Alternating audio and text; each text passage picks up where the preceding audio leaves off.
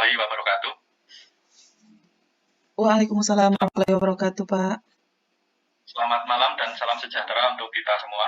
Malam. Bapak dosen pembimbing manajemen pembangunan desa, Dr. Muhair SEMM, dan rekan-rekan mahasiswa lainnya. Puji syukur kita panjatkan kehadirat Tuhan Yang Maha Esa, karena atas limpahan rahmat-Nya, kita dapat berkumpul di sini untuk mengikuti presentasi kelompok yang membahas salah satu isu penting dalam pengelolaan pajak bumi bangunan.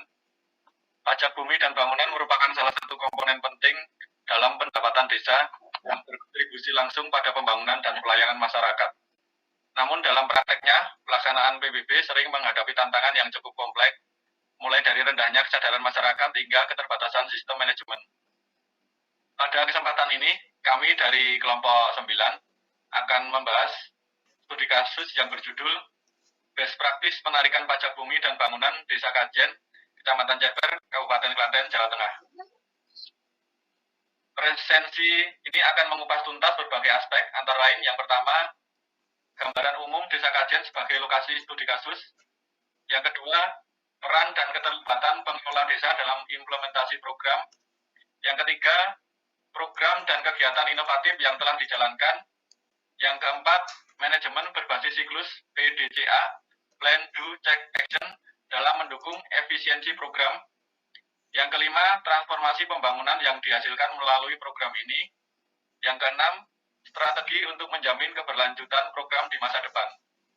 Kami percaya bahwa pembahasan ini dapat memberikan wawasan baru terkait strategi pengelolaan PBB yang dapat direplikasi di wilayah lain. Untuk memulai presentasi ini, izinkan saya memperkenalkan anggota kelompok kami. Yang pertama, saya sendiri, Bondan Ari Sungkowo. Yang kedua, Ibu Novia. Yang ketiga, Selvi Margarita Baitanu. Yang keempat, Soromiani. Yang kelima, Asna Mitreda Taimenas. Yang keenam, Melda Sari. Yang ketujuh, Noverius Elaum Banua. Mari bersama-sama menjadikan pemaparan ini sebagai sarana pembelajaran yang bermanfaat bagi kita semua. Baik, tanpa berlama-lama, kami persilahkan Saudara Asna Mitreda Taimenas untuk memulai presentasi malam ini. Silakan. Terima kasih atas waktu yang diberikan oleh Pak Bondan atau Pak Moderator. Apa itu pajak bumi dan bangunan? Pajak bumi dan bangunan adalah jenis pajak yang dikenakan atas kepemilikan, penguasaan, dan atau pemanfaatan tanah dan atau bangunan.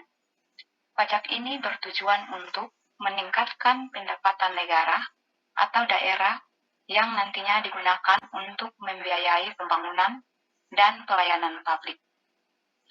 Pajak bumi dan bangunan didasarkan pada nilai tanah dan bangunan dikenakan dan perhitungannya melibatkan nilai jual objek pajak atau NJOP.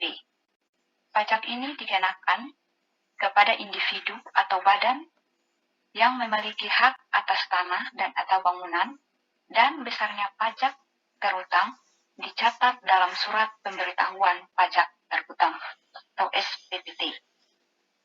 Pajak bumi dan bangunan diatur oleh Undang-Undang Nomor 12 Tahun 1985 tentang pajak bumi dan bangunan, yang kemudian diperbaharui dengan Undang-Undang Nomor 28 Tahun 2009 mengenai pajak daerah dan retribusi daerah, yang memberikan kewenangan kepada pemerintah daerah untuk mengatur dan mengelola pajak bumi dan bangunan di wilayahnya.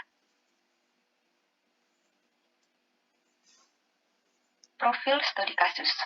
Desa Kajen, Kecamatan Ceper, Kabupaten Klaten, Jawa Tengah, menerapkan strategi penarikan pajak bumi dan bangunan bagi hasil pajak bumi dan bangunan merupakan salah satu sumber pendapatan utama Desa Kajen yang berkontribusi pada pembiayaan pembangunan dan pelayanan masyarakat. Dalam hal ini, desa menghadapi kendala terkait sistem pembayaran manual, kurangnya informasi, serta kesulitan ekonomi masyarakat dalam membayar pajak bumi dan bangunan tepat waktu. Ini menunjukkan bagaimana Desa Kajen berupaya untuk menjadi desa taat pajak dengan mengadopsi metode inovatif yang melibatkan seluruh elemen masyarakat. Terapkan siklus Plan, Do, Check, Action. Plan, Do, Check, dan Action adalah siklus yang terus berulang, yang bertujuan untuk perbaikan berkelanjutan.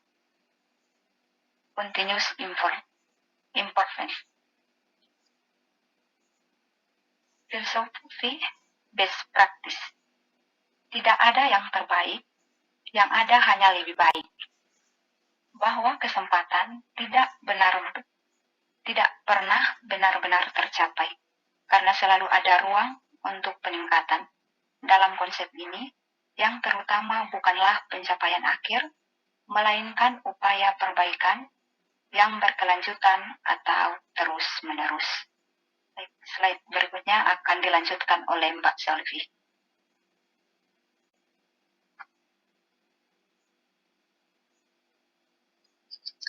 Baik, terima kasih.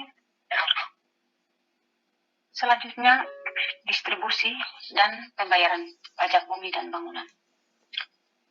SPPT disampaikan kepada wajib pajak, biasanya melalui perangkat desa atau petugas yang ditunjuk oleh desa. Pembayaran pajak bumi dan bangunan dilakukan secara manual. Wajib pajak dapat membayar pajak bumi dan bangunan secara langsung di kantor desa, kecamatan, kantor pos, atau bank yang bekerja sama dengan pemerintah.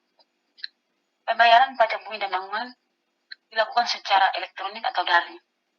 Pembayaran dapat dilakukan melalui layanan online seperti internet banking atau aplikasi pembayaran digital jika tersedia.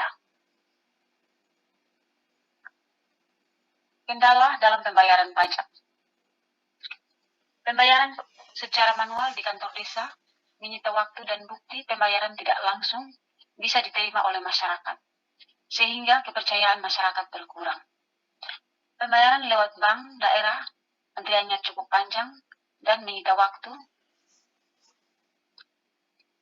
Selanjutnya, pembayaran lewat kantor pos dikenakan biaya tambahan. Kekurangan informasi. Tidak semua wajib pajak mendapatkan informasi yang cukup mengenai jadwal, cara pembayaran, atau sanksi jika terlambat membayar, sehingga mereka berpikir bayar pajak itu ribet. Masalah ekonomi. Warga dengan kondisi ekonomi rendah mungkin kesulitan untuk membayar pajak tepat waktu. Solusi permasalahan Pemdes Kajen, Kecamatan Ceper, Kabupaten Klaten.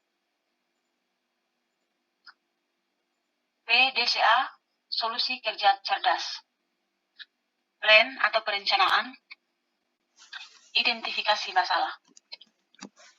1. Kendala pembayaran pajak bumi dan bangunan secara manual, seperti waktu yang tersita dan penundaan dalam penerimaan bukti pembayaran. Yang kedua, kurangnya informasi mengenai jadwal dan cara pembayaran pajak bumi dan bangunan bagi masyarakat.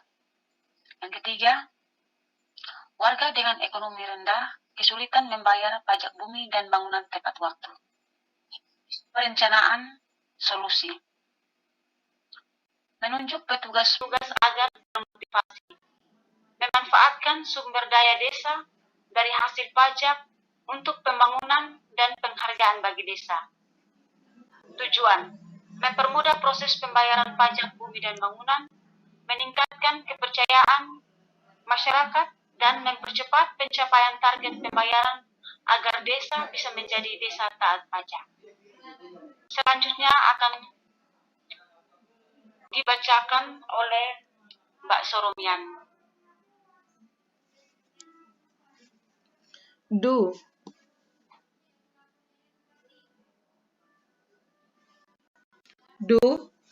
Pelaksanaan. Tahapan pelaksanaan. 1. Pemerintah desa mengangkat petugas pemungut pajak dengan dana awal talangan Rp3 juta. 2. Petugas pungut pajak melakukan penarikan PBB dengan sistem dana bergulir, sehingga warga dapat membayar lebih fleksibel. 3. Penginformasian dilakukan secara langsung oleh petugas dan melalui media desa untuk memperbaiki kendala informasi, memastikan semua wajib pajak tahu jadwal, tempat, dan tata cara pembayaran PBB. 4. Pembayaran disediakan baik secara manual maupun ring, disesuaikan dengan kondisi dan kenyamanan masyarakat. 5.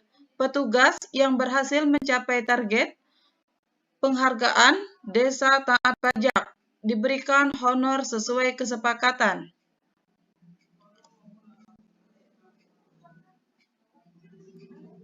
Cek pemeriksaan. Pada tahap ini, evaluasi dilakukan untuk melihat apakah solusi yang ditawarkan efektif. Pemerintah desa dan petugas memeriksa 1. Apakah pembayaran PBB meningkat setelah menunjukkan petugas dan adanya dana talangan?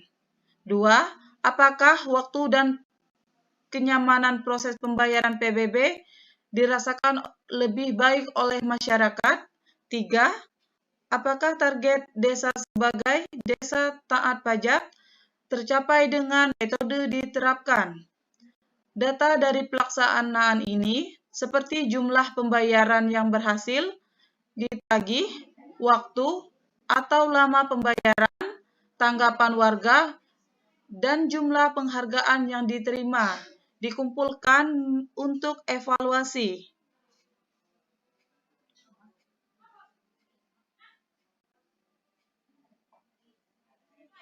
ACC tindak lanjut. Berdasarkan hasil evaluasi, beberapa langkah yang dapat diambil. 1. Jika target tercapai, program ini dapat dijadikan prosedur tetap dengan peningkatan pelaksanaan seperti penambahan dana talangan atau perluasan akses pembayaran digital untuk lebih banyak kemudahan. 2. Jika target belum tercapai, pemerintah desa dapat mempertimbangkan perusahaan seperti meningkatkan sosialisasi, menambahkan jumlah petugas, atau mengembangkan cara lain yang lebih mudah dijangkau oleh masyarakat, termaksud pemanfaatan teknologi atau kolaborasi dengan baik. Selanjutnya dilanjutkan oleh Ibu Meldasari. Baiklah, saya akan melanjutkan presentasi di slide berikutnya, yaitu keterlibatan pengelola. Keterlibatan pengelola mencakup 1. Pemerintah desa. Pemerintah desa bertindak sebagai penggerak utama program, mulai dari identifikasi masalah, perencanaan solusi, hingga evaluasi dan tindakan lanjutan. Pemerintah juga memberikan dana talangan awal sebesar 3 juta rupiah untuk mendukung kelancaran pembayaran PBB masyarakat. Selanjutnya, petugas pemungut pajak. Petugas ini diangkat secara resmi melalui surat keputusan atau SK yang diberikan oleh kepala desa. Mereka bertugas menarik pajak secara langsung ke rumah-rumah warga, memberikan informasi, serta mendistribusikan bukti pembayaran. Untuk menjaga motivasi, petugas diberikan honor dan penghargaan sesuai dengan pencapaiannya. 3. Masyarakat desa. Masyarakat adalah subjek utama program. Mereka didorong untuk membayar pajak melalui sistem yang lebih fleksibel, termasuk opsi pembayaran cicilan bagi yang memiliki kesulitan ekonomi. Selanjutnya, program kegiatan. Dari kesimpulan siklus PDCA, beberapa program dan kegiatan yang dilakukan untuk mempermudah pembayaran PBB adalah sebagai berikut. Yang pertama, dana talangan bergulir.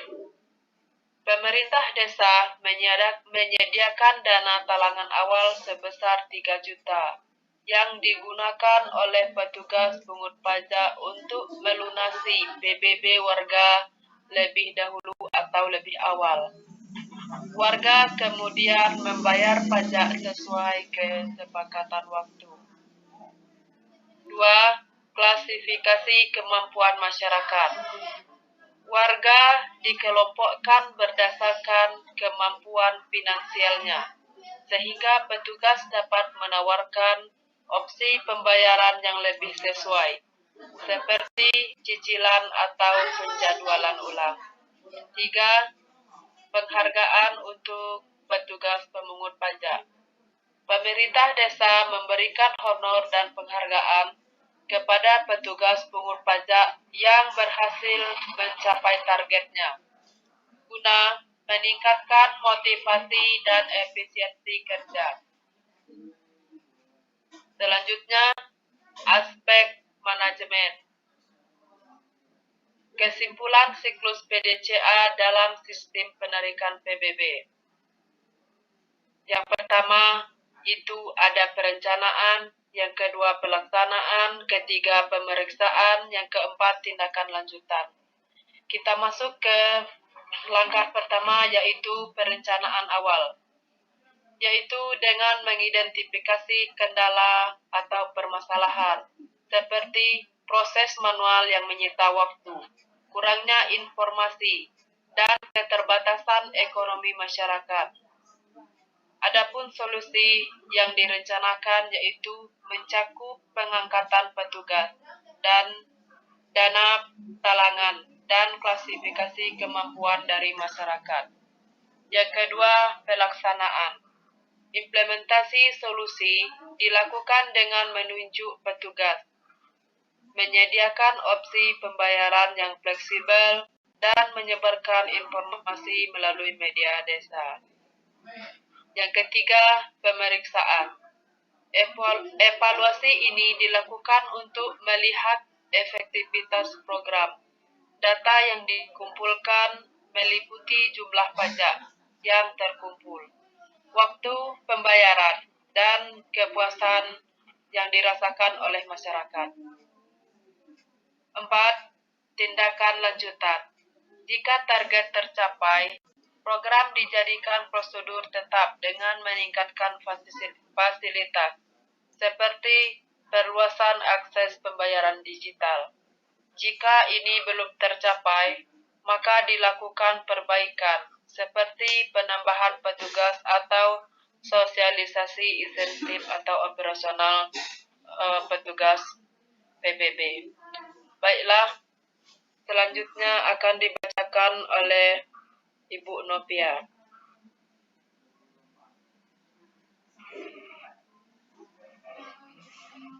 Daftar wajib pajak PBB Kajen terdapat dalam DHKP.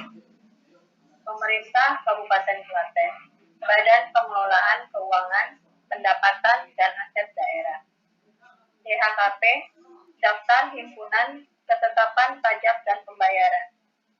Pajak Bumi dan Bangunan, Buku 1, 2, dan 3 tahun 2024.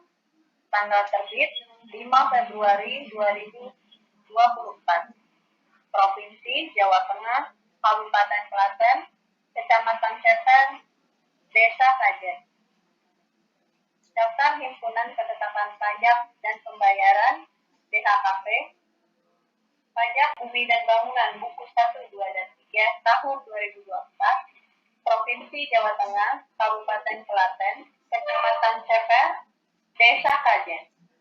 Daftar ini terdiri atas 3 buku dengan jumlah pajak 1.549, luas tanah 1.212.014 meter persegi, luas bangunan 44.304 meter persegi, dengan jumlah pokok ketetapan 129.717.732 rupiah.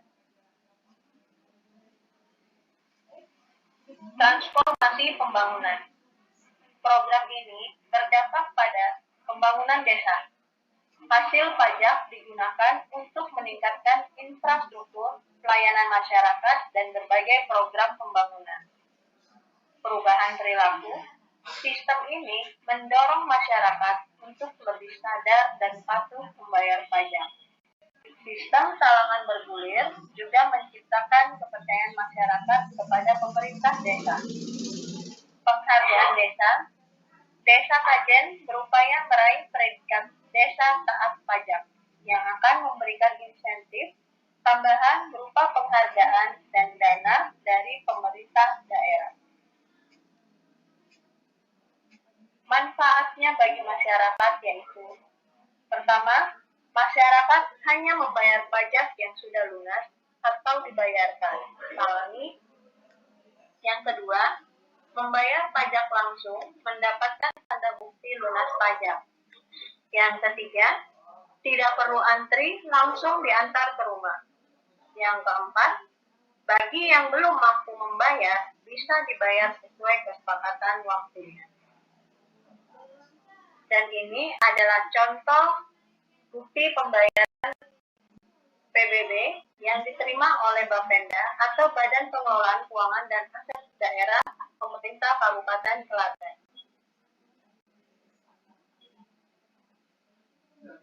Terima kasih untuk waktunya. Untuk slide selanjutnya akan dilanjutkan oleh Bapak Noverius Telambuana. Untuk tempat dan waktu, saya persilakan. Baik, terima kasih. Kami lanjutkan keberlanjutan atau kesinambungan program desa. Strategi agar program ini berkelanjutan. 1. Evaluasi rutin. Hasil evaluasi dari siklus PDCA digunakan untuk memperbaiki kelemahan dan mengoptimalkan kelebihan program. 2. Pengembangan sistem digital. Meningkatkan akses masyarakat untuk membayar pajak bumi bangunan melalui aplikasi atau platform daring yang terintegrasi guna mengurangi ketergantungan pada sistem manual. Ketiga, peningkatan sosialisasi. Pemerintah desa dapat mengadakan pelatihan atau kegiatan rutin untuk memberikan pemahaman kepada masyarakat tentang pentingnya pajak bumi bangunan dan cara pembayarannya. Keempat, peningkatan insentif. Menambah dana talangan bergulir atau memberikan reward kepada petugas dengan performa terbaik untuk mempertahankan motivasi mereka.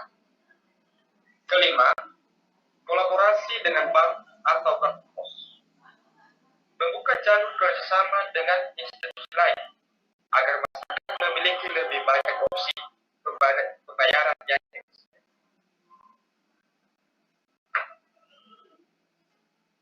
Manfaat bagi desa. 1. Pajak bumi dan bangunan menjadi salah satu sumber pendapatan yang penting bagi desa, membantu meningkatkan anggaran yang bisa digunakan untuk pembangunan dan pelayanan masyarakat. Kedua, mendapatkan penghargaan sebagai desa taat pajak.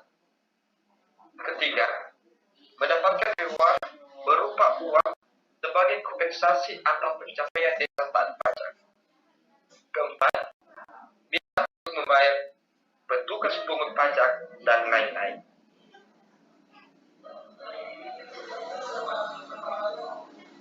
Terima kasih kepada seluruh anggota kelompok 9 yang telah memaparkan materi dengan sangat jelas dan informatif.